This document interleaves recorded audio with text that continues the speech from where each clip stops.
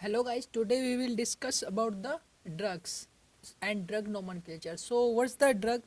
So the definition of the drug is a known structure that alters the pathophysiology of the body for the therapeutic gain.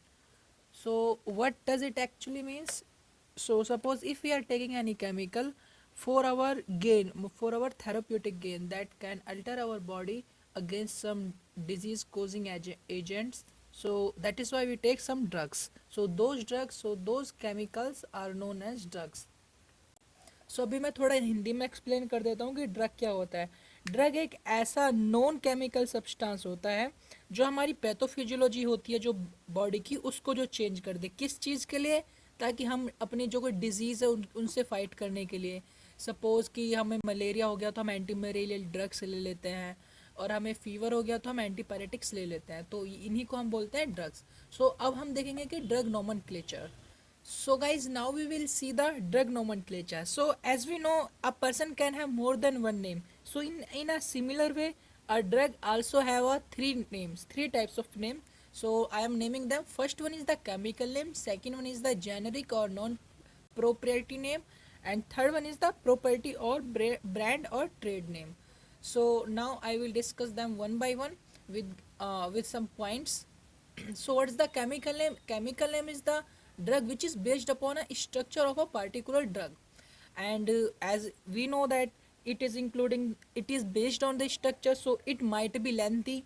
So and now I'm moving to the another one, that is the generic name or the non property name. So it is not the sorry, it is just based on the abbreviative chemical name. So actually it's like I'm giving the examples of some beta blockers. So here I have a mentioned example propanol, propananol.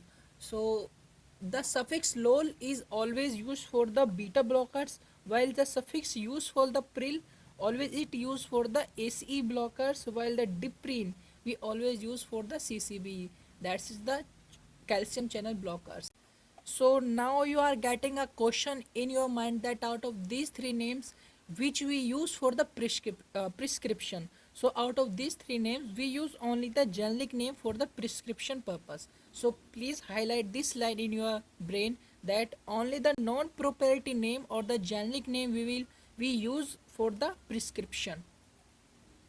So guys, now I am moving to the proprietary or brand or trade name. So what they are actually, they are the names which are given by the company themselves. Suppose the Ciplar is the name given by the Cipla.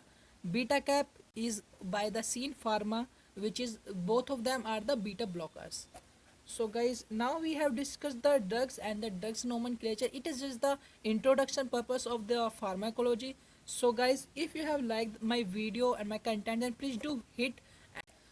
अभी मैं थोड़ा हिंदी में बता देता हूँ कि drug nomenclature तीन type के होते हैं. जैसे एक बंदे के तीन नाम हो सकते हैं, जैसे उसकी मम्मी ने कुछ और दिया होगा और उसके दोस्तों ने कुछ और दिया होगा और उसका एक सरनेम होगा, जैसे कि शर्मा और मल्होत्रा, मेहरा काइंड ऑफ.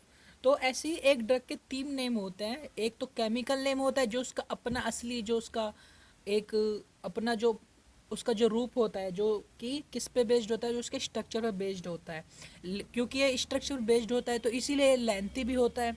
तो दूसरा होता है नॉन प्रोप्रिएटरी नेम और जेनरिक नेम, जो एक अब्रिवेटिव फॉर्म होती है. एब्रोवेटिव फॉर्म होती है किसकी? केमिकल नेम की ही. तो अभी जैसे सिद्धार्थ का, जैसे किसी का नाम सिद्धार्थ है तो उसका हम उसको क्या बोल देते हैं प्यार से? सिड. और जैसे हम दीपांशु को दीपू बोल देते हैं. तो ऐसी अब्रीवेटिव जो नेम्स होते हैं, अब्रीवेटिव फॉर्म्स जो होती है केमिकल नेम्स की, इन्हीं को ही हम जेनरिक नेम और द नॉन प्रोप्राइटरी नेम बोलते हैं.